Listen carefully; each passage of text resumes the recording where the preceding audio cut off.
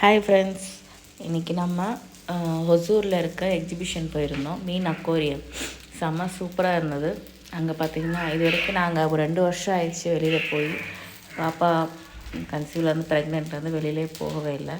இப்போ தான் first time போகிறோம். அதனால் பயங்கர எக்ஸைட்மெண்ட்டில் இருந்தாங்க பிரவி. மீன் வந்து பல கலரில் இருந்துச்சு. எனக்கு பேரெலாம் தெரியல. நிறைய ஃபிஷ்ஷு வெரைட்டியாக இருந்தது.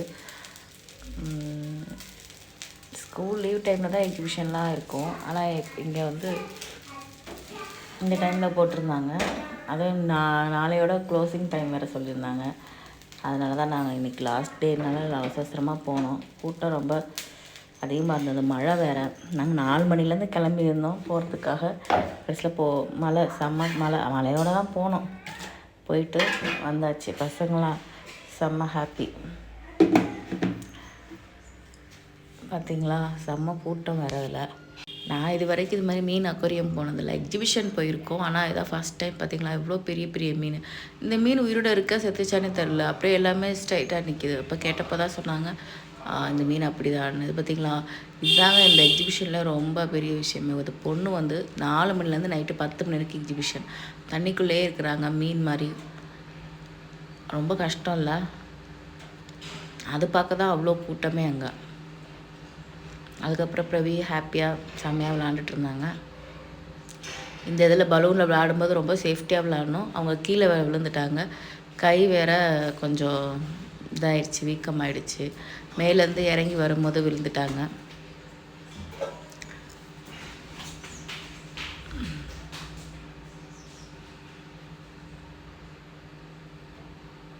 அவள் விழுந்ததை பார்த்துட்டு என் பக்கத்தில் இருக்க குழந்தை அதை இறங்கிட்டா. அவள் இறங்கலை. அப்போ நல்லா ஹாப்பியாக விளாண்டுட்டு இருந்தாங்க. அப்புறம் வீட்டுக்கு வந்தது நான் பயங்கர அழுக.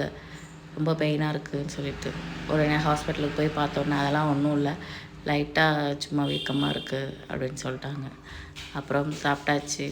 சாப்பிட்டுட்டு எக்ஸிபிஷன் போனால் எக்ஸிபிஷன் அப்பளம் வாங்காமையா, அதுவும் வாங்கியாச்சு. சாப்பிட்டாச்சு, எல்லாம் வாங்கியாச்சு. இந்த ஐஸ் எத்தனை பேர் சாப்பிட்ருக்கீங்க? முன்னாடியெல்லாம் இருக்கும்ல நமக்கு இந்த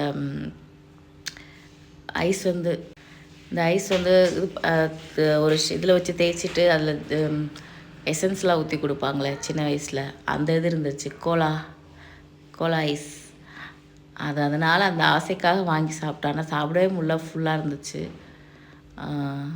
பாப்பாவுக்கு ஒரு பஞ்சு மிட்டாய். அவ்வளோ மழையிலையும் கூட்டங்க. அதுதான் பெரிய விஷயம். எல்லாருமே நம்மள மாதிரி இருந்துருக்குறாங்க. பிரவிக்காக தான் போனது. ஏன்னா குட்டி பாப்பா எடுத்துகிட்டு போக வேணான்னு சொல்லி தான் இருந்தோம். ஆனால் அவள் பிரவி ஒரே அழுக, போயே ஆகணும் அப்படின்னு. அதனால் போயாச்சு. Madam full happy. மழையில் பார்த்திங்களா எப்படி இருக்குன்னு இடம்லாம் ஃபுல்லும் மழை.